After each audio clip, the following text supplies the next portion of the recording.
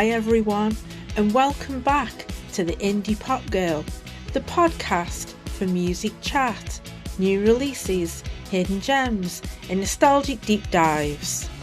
I am back and we are continuing with the Indie Classic series, and for this week, I'm bringing you a bonus episode.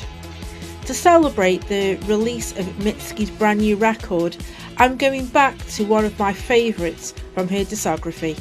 I'll be discussing the cult indie classic, Be the Cowboy by Mitski.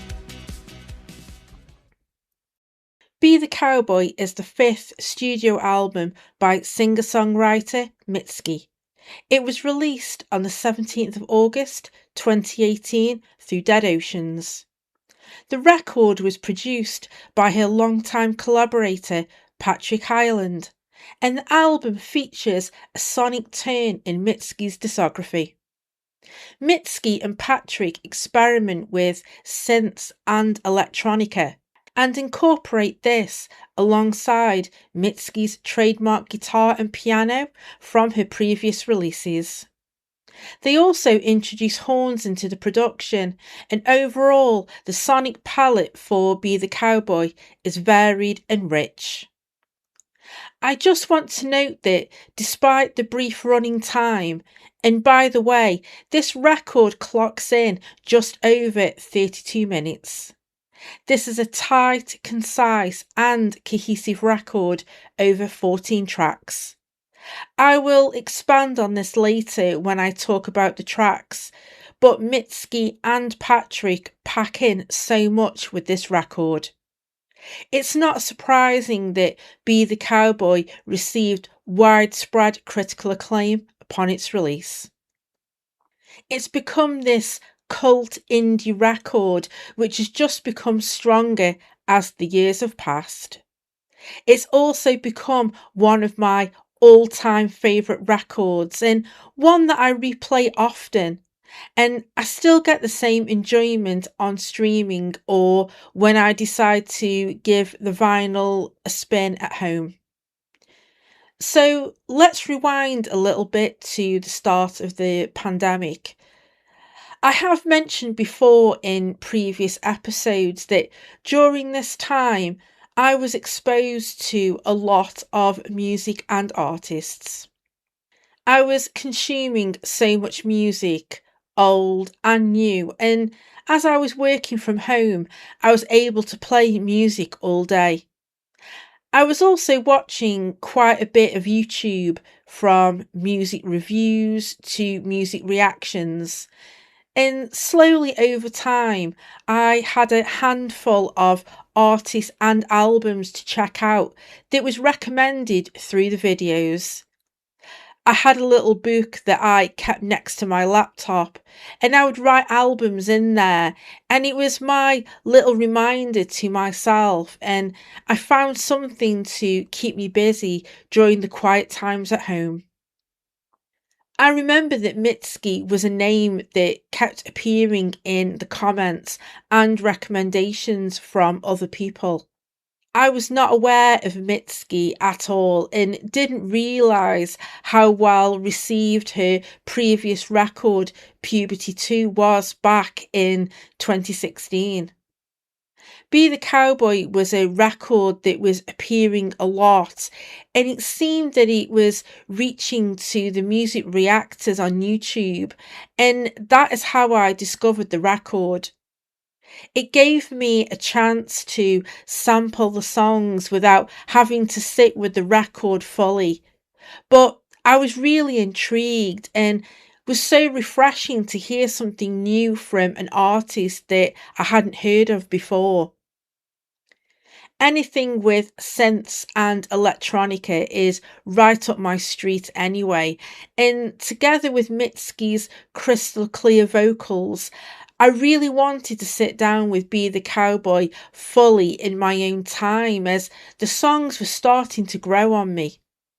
I also decided to do some research about her and Mitski's discography to get up to speed. Be the Cowboy has quickly become one of my all-time favourite records. If you are aware of this record and enjoy Mitski's songwriting, then you will know why so many people are attached to this record. Mitski's unique approach to songwriting and her lyrics, at times she really doesn't give you enough on the surface. But as you dig deeper and get more familiar with her format and structure, you realise that Mitski has got this gift of saying everything that she needs to say, and that is enough. Doesn't matter if the track is under 2 minutes or under 3 or 4 minutes. The production and instrumentals on this record really shine and complement Mitski's lyrics perfectly. Her collaboration with Patrick Hyland is just magic on Be the Cowboy. The amount of variety on display is impressive. The sonic palette can feel a bit messy or a bit all over the place, but the more you get used to this record, the more it makes sense. You can feel the quality all over this record. Mitski really poured her heart out. Her lyrics and arrangements are expertly arranged. And personally, I have found a lot of comfort in Be the Cowboy. And if you love this record as much as I do, then let's rediscover the tracks together. And please let me know in the comments if you love Mitski. I would love to hear from you. And going back to Be the Cowboy, it just clicked. This record is such a cult indie classic. It feels like the perfect snapshot of what indie music sounds like in the modern era, and another perfect candidate for my indie classic series.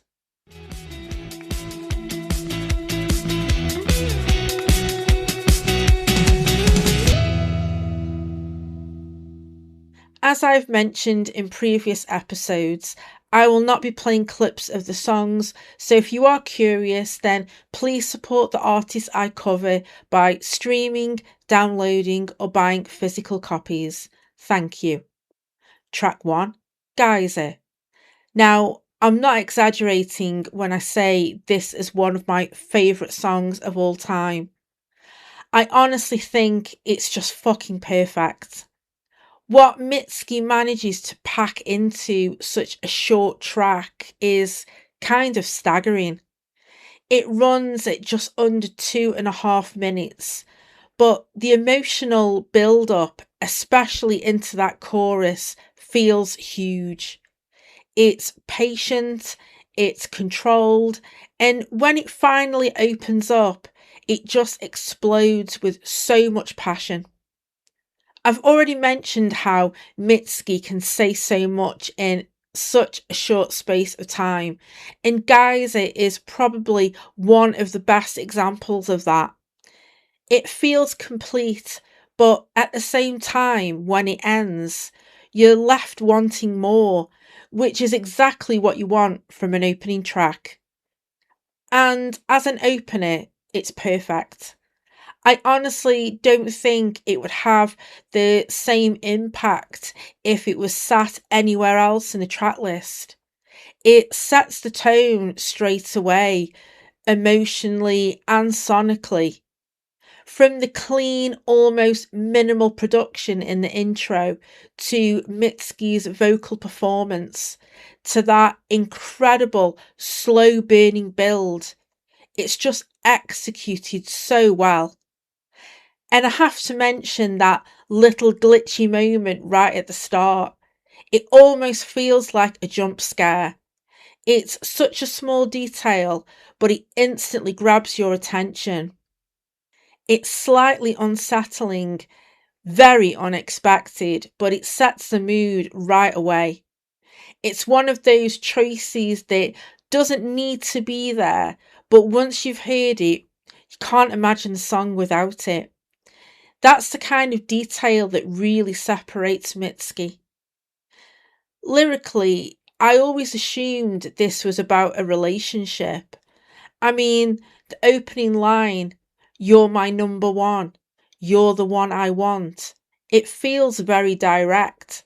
But actually, Mitski has said this song is about her relationship with music itself, her career, her artistry, and that completely reframes it. Because when you get to that explosive outro where she sings, "But I will be the one you need, the way I can't be without you," it hits differently. It's not about another person, it's about devotion, almost obsession with creating and performing.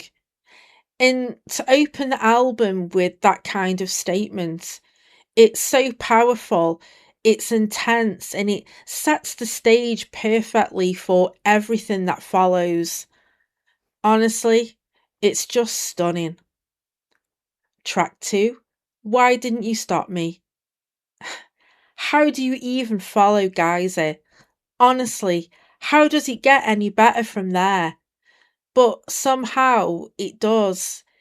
This is another standout for me, and easily one of my favourite Mitski songs. It's got so much replay value, and once again, she manages to fit so much into such a short runtime without it ever feeling rushed. And that synth line melody, holy shit, that is so good. There are also these little moments that really stand out, like those guitar power chords when she sings "and paint it over." It just hits. It adds this extra punch to the track and gives that line even more weight. Straight away, those drums and that driving synth line just pull you in. There's a real momentum to this track. It feels like it's constantly moving forward, building and building. And just like Geyser, it all leads into that satisfying instrumental outro. Now, I've said before on the podcast that I'm not usually a fan of horns. It really depends on how they're used. But this is one of those moments where I'm completely proven wrong. The way Mitski and Patrick bring the horns in here is just genius. They don't overpower the track. They don't take over. They just lift everything in that outro and mimics the synth line melody. I mean, that alone is just genius. They sit perfectly alongside the drums and synths, adding this extra layer of intensity. And when they come in towards the end, you honestly don't want the song to finish. It feels like it could just keep going.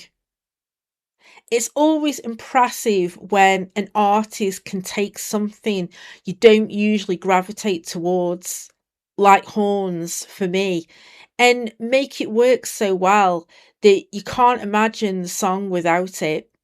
And that's exactly what Mitski does here. Track 3, Old Friend. It's crazy that this track is just under 2 minutes. The production feels a bit more stripped back here, but that synth just cuts through everything and really complements the guitar that drives the song. I love the use of synths in this record and the tones that are used. I am particularly drawn to tracks that balance the use of synths and electronica with more organic instruments. Mitski's songwriting is really fascinating. She does have tracks that go over the 3 minute mark, but the way she can switch things up and still pack so much into something this short, both lyrically and instrumentally, is really impressive. And I think this is one a lot of people can relate to.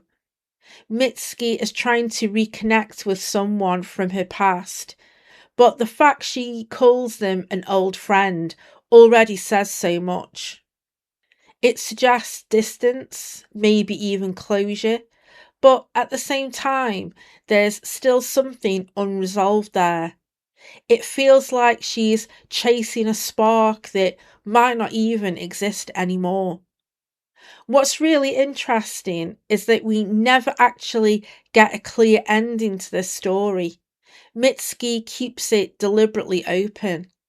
She doesn't confirm whether they ever meet at the Blue Diner, especially in that final chorus where it almost feels like the whole scenario is playing out in her head on the way there. And that's what I love about his songwriting. She doesn't hand everything over to you. There isn't loads of detail, but the detail she does give you leaves space to think and interpret and to kind of fill in the gaps yourself. Track 4, A Pearl. This one definitely took a while to grow on me, but the more time I've spent with this record over the years, the more it's really clicked. It's one of those tracks that kind of sneaks upon you. This track wouldn't sound out of place on her previous record, Puberty 2. And by the way, if you are listening and want to hear more Mitski in the future, please let me know if Puberty 2 is a record you would like me to cover. Mitski has this ability to just pour everything out emotionally and then leave it there. Like she's said what she needs to say, and that's enough. And that's exactly what this track feels like. A Pearl is very direct, very to the point, but there's still so much weight behind it. Lyrically, she's dealing with the aftermath of a toxic relationship and the kind of emotional residue that comes with that. That line in the first verse, all the things I don't talk about, says a lot. It suggests she's unable to fully open up, even with someone new, because she's still carrying that past with her. It's also really interesting listening back to this album and noticing the connections between tracks. And in the chorus here, when she sings, "Just watch it glow every night, baby, that's where I go," it almost feels hypnotic, like she's being pulled back into those thoughts or memories, whether she wants to or not. She also brings in these references to colour, pink and blue, which on the surface feel soft, warm, almost comforting. But when you really sit with it, there's something darker underneath. That contrast between the bright, almost catchy production with the added saxophone and the heavier emotional themes is something Mitski does so well. Track 5, Lonesome Love. A complete change in sonic direction here. This track leans slightly into country, a genre Mitski would explore further in her discography, and of course, it ties nicely into the Be the Cowboy title. I love her lyrics and storytelling on this track, and her vocal delivery really adds to the narrative she's building. I've actually wondered if the past lover she's singing about here is the same ex from Old Friend, but the dynamic feels different this time. Here, she's calling the shots again, but it doesn't seem very clear, and it's obvious that there isn't going to be a happy ending. In verse 1, she sings, "I call you to see you again, so I can win, and this can finally end," which already tells you everything about her mindset. There's intention there. It's not about reconnecting, it's about closure, or at least the illusion of it. She spent an hour on her makeup to prove something. She's put on the high heels. She's made the effort. But at the same time, you kind of know it's not going to end well. And I love the writing in the bridge. 'cause nobody butters me up like you, and nobody fucks me like me. It sounds like she's going to say, nobody fucks me like you, but in typical Mitski fashion, she puts her own twisted spin here. That line could be read in a few different ways. It could mean she's sabotaging herself emotionally, messing things up over and over again. Or it could point to loneliness in a more literal sense, where she's alone, thinking about this person and possibly masturbating through her sadness and loneliness. Either way, it ties back into that central theme of isolation and even the title itself of this track. Then you get that line towards the end of the song. In the morning, in a taxi, I'm so very painful. On the surface, it's straightforward. She's paying for the taxi the morning after, but there's also that emotional cost.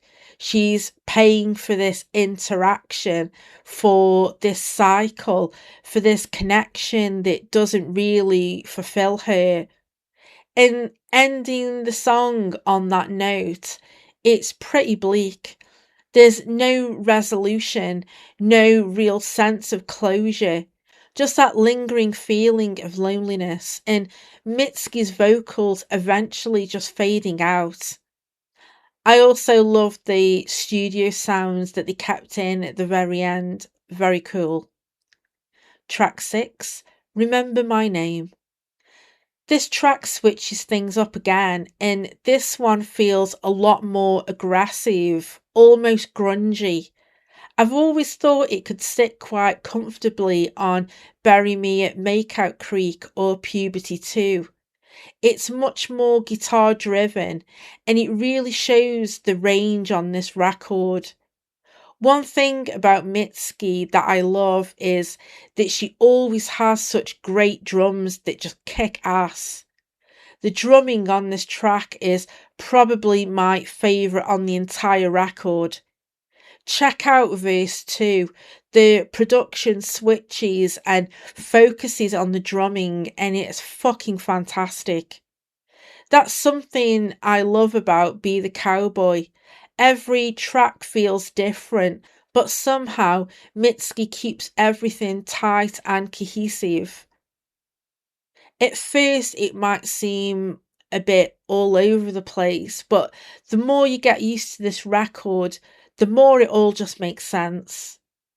Lyrically, this one leans into the desire for immortality, the need to be remembered, to leave something behind. In the chorus, she's searching for something bigger than the sky, which feels huge, almost overwhelming. And it's quite a stark contrast to the other themes across the album. While a lot of the record focuses on loneliness, relationships, and emotional distance, this track zooms out. Through her sadness and isolation, she's not just thinking about connection, but legacy. Track 7, Me and My Husband. Another switch up here, and the horns are back, but again, they don't take over. They really complement the track and the overall arrangement. Just to note, I love the inclusion of the organ in this track.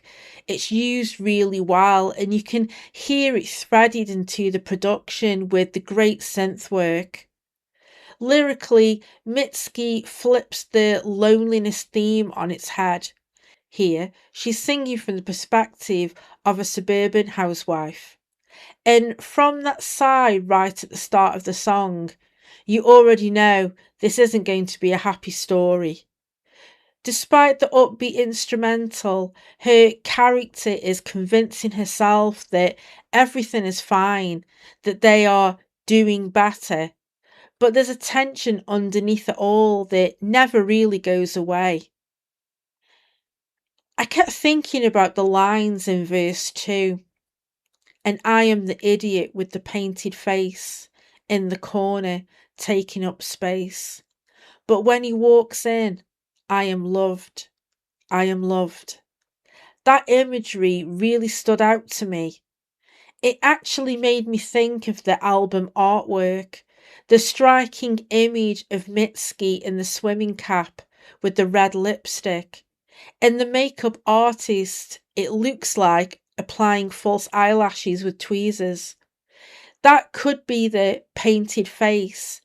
In that image, she doesn't look happy at all. If anything, she looks slightly pissed off, just staring straight at the camera. It ties back nicely to Lonesome Love, where she spent all that time on her makeup, trying to prove something, only to end up disappointed. There's this recurring idea of presentation, of putting on a face for someone else. And then when you look at the image on the back of the sleeve, it's just as striking. She looks like she's either been crying or is about to. Her eyes are glassy. There's this sense of emotional exhaustion. That image alone really sums up the whole record and the themes that Mitski is exploring. Track 8, Coming to the Water. I would describe this track as a ballad, almost like a torch song, and Mitski really strips things back here. There's something about the instrumental that gives me a real 60s Phil Spector kind of vibe.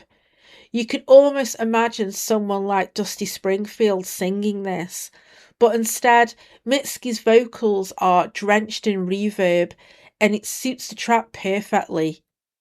Almost spooky, and also you could imagine this played in a David Lynch film. Very Blue Velvet. I wonder if Mitski was tapping into that universe when she wrote this song. It's absolutely beautiful and definitely more of a slow burner. It's not a song that hits you straight away. It takes its time, and I think that's completely intentional. I also just want to highlight how important the track placement is on this album. These slower, more stripped back moments come exactly where they need to. It really feels like Mitski and Patrick have thought carefully about the album experience as a whole and not just stacking all the standout tracks in the first half. Everything feels balanced, everything has its place. And speaking of bangers, track 9, Nobody. I'm sure a lot of people are aware of this track, even if you're not fully familiar with Mitski. It had a big moment on TikTok, and honestly, I completely understand why. It's a full on disco banger, but the lyrics are so sad, properly heartbreaking, and that contrast between the upbeat instrumental and the emotional weight of the lyrics is what makes this track so special. It's not an easy thing to pull off, but Mitski makes it sound effortless. She really is the queen of sad songs. Her vocal performance here is incredible. The way she manages to convey so much emotion just by repeating Nobody. It shouldn't work as well as it does, but it's completely captivating. I can understand why so many people connected to this track, and I can imagine a lot found comfort during the pandemic era. Again, the drums and funky guitar and the hand claps just elevate this track even further. And then she even throws in a key change. At that point, you're basically dancing through the tears with her. It's emotional, it's catchy, it's everything at once. Honestly, it's pop perfection. And those little synth stabs that come in right at the end. Give me more Mitski, please. Track 10, Pink in the Night. This is one of my favourites from the record. Those synths are just absolutely stunning. Mitski sounds gorgeous, and everything in the production feels perfectly balanced. It's kind of hard to describe, but you can almost see the colour pink in this track. The synths feel like they're glowing, like this soft, warm pink light, which matches exactly how Mitski is describing her feelings towards this person. It's just so beautiful, and you really believe every word she's singing.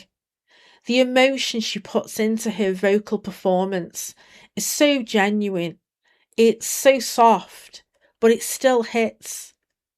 And I'm sure we all have felt like this about someone at some point in our lives. Honestly, Mitski speaks for all of us. Yes, she can tackle the heavy subjects, but she can also write a fucking amazing love song with so much power and emotion. And that little guitar lick that comes in is just absolute genius. I think Mitski and Patrick are a match made in heaven. They obviously have this mutual connection, and how they work together is just magic. And this track is proof of their strong collaboration. I just wish it was slightly longer. Track 11, A Horse Named Cold Air. When I first discovered this record, this track didn't click with me at all. It's very stripped back, a sparse piano ballad, and sonically it stands apart from the rest of the album. There was just something about it that I couldn't quite connect with at first, but I stayed patient. And I think that's the key with this one. You really have to focus on Mitski's vocal performance because that's where everything starts to click and fall into place. Mitski has become one of my favourite vocalists of all time. She's truly wonderful to listen to and has so much range and emotion. Yes, this track can feel a little jarring on the first listen, but this is Mitski.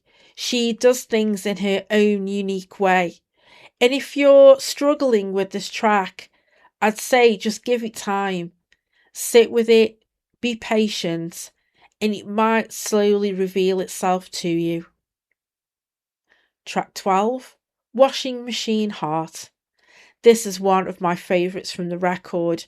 I love everything about this track. I love the way Mitski blends the synths with the live drums. It suits her voice perfectly, and honestly, you couldn't imagine the song sounding any other way. Her lyrics on this one are so great, and this is one I could easily have on repeat. I always forget it's only just over 2 minutes long, but it never feels rushed. But I'll be honest, I would happily take another 2 minutes of it. That synth melody, holy shit, it is fantastic. And then that guitar comes in. Little details like that I always appreciate in production. I love how they incorporate switch ups as the song progresses. And again, the drumming on this track is off the scale. And I love that clattering sound in the intro. If you really listen to it, it genuinely does remind you of a washing machine, which is such a clever little detail to open the track with. Track 13, Blue Light. I know Mitski is known for short songs, but I'd still class this as more of an interlude. It feels like a continuation of Washing Machine Heart, and it sets the record up perfectly for the final track. It's interesting that the song is called Blue Light because in the first verse she sings, "Somebody kiss me, I'm going crazy. I'm walking round the house naked, silver in the night." Earlier in the album, she's glowing for this person in Pink in the Night, but here this close to the end, it feels different. There's something more frantic about it. The tone feels more manic, and it really comes across like Mitski is spiraling. That sense of loneliness and emotional weight that's been building throughout the album starts to fully take over here. In the chorus, when she says, "Out there, I'm a sharp knife," it feels like she's holding everything together on the outside, composed and controlled. But the moment she's alone, it all starts to unravel. And I might be reaching a bit here, but I did make a connection to Laurel Hall, where she later sings about working for the knife. It might not be intentional, but Mitski does have a habit of linking ideas and imagery across her work. So it's an interesting thought. And honestly, for God's sake, will someone just kiss Mitski, please? At this point, take a shot, guys, every time she mentions it on this record. But this is why we love her so much. Track 14, Two Slow Dancers. The longest track on the record and one of my favourites. There's some great synth work here, and I love that they really allow this track to breathe. It honestly sounds like it belongs in a film, like it's playing over a montage. It has that slow, steady build, and it is so satisfying when the instrumental finally opens up. It's the perfect way to close out this record in this way, kind of understated, but the record still lingers way after the record is finished. That shit is difficult to pull off, but here Mitski is not going for a disco banger and chooses to give the listener something emotional and reflective. I absolutely adore the refrain. It would be 100 times easier if we were young again, but as it is, and it is. God damn, that line just hits. Mitski really knows how to deliver an emotional gut punch right at the end. And what's so impressive is how she balances those emotions. It feels tragic, but at the same time, there's something quietly hopeful about it too. It's the perfect closer to a truly wonderful record from an artist who has expanded what indie music can sound like in the present day. Patrick Hyland's production on this entire record, and on this track especially, is top notch. I've often wondered what Mitski would sound like in the hands of another producer, but Patrick seems to have an understanding of Mitski's artistic vision. He is able to give space to her crystal clear vocals and delivery. Their musical partnership is truly something special.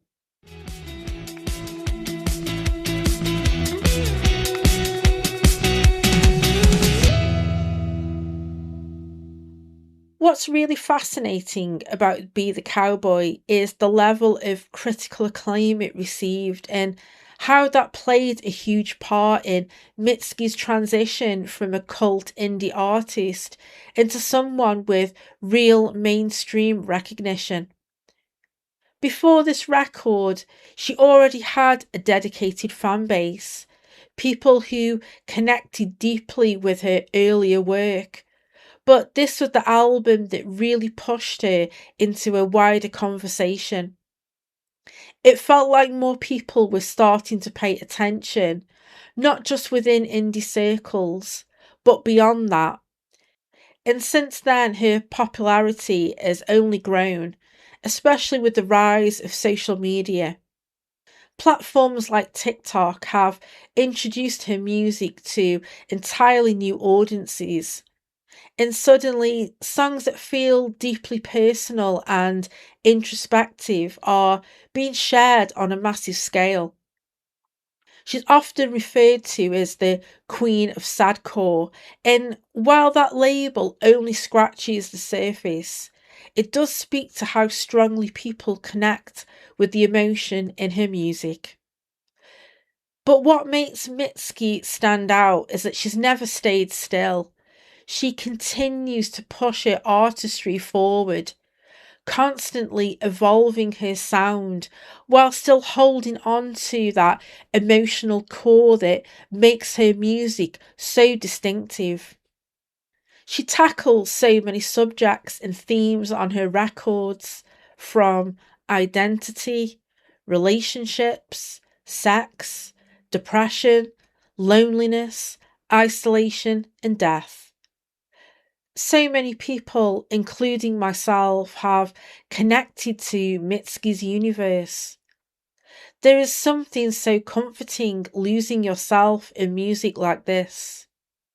And what's really interesting is that Be the Cowboy isn't even 10 years old yet, but it already feels like it's been part of the indie landscape for much longer. It has that timeless quality where it doesn't feel tied to a specific moment. Instead, it feels like a record that's always been there. A lot of that comes down to her approach to songwriting, the way she structures her songs, the way she delivers emotion in such short, precise bursts. It feels like she's setting a template for what indie music can be moving forward. And that's exactly why I wanted to celebrate this album, especially today as she releases new music. Because Be the Cowboy isn't just a great album, it's an important one. It's a record that has already left its mark, and one that people will keep discovering and coming back to for years to come. Thank you so much for tuning into this episode. If you've enjoyed it, I'd really appreciate if you could follow, like, or share, as it helps other music lovers discover my podcast. If you're listening on YouTube, don't forget to like and subscribe to the Indie Pop Girl podcast. I'm posting full episodes, shorts, and little teasers over there, so there's always something new to watch. Let me know in the comments what your favourite track from Be the Cowboy is, or if there's an indie classic you'd like me to cover next. I always read them. You can also find me on Instagram and Threads at The Indie Pop Girl, and on TikTok at The Indie Pop Girl Podcast. And if you want to dive even deeper, there's a public Spotify playlist called Favourite Tracks from Podcast Episodes, where I add some of my top picks from each record I cover. It's updated as new episodes drop, so you might just find your next obsession. I'll be back very soon, and if you love Mitski, then you're in for a treat. Her new record, Nothing's About to Happen to Me, has dropped today, and I'm really looking forward to listening to it, and I'll be giving you my verdict. Keep an eye on my socials, as I'll be teasing the episode very soon. Until then, I'm Rachel, the Indie Pop Girl. Thanks for listening, take care, stay safe, and I'll see you next time.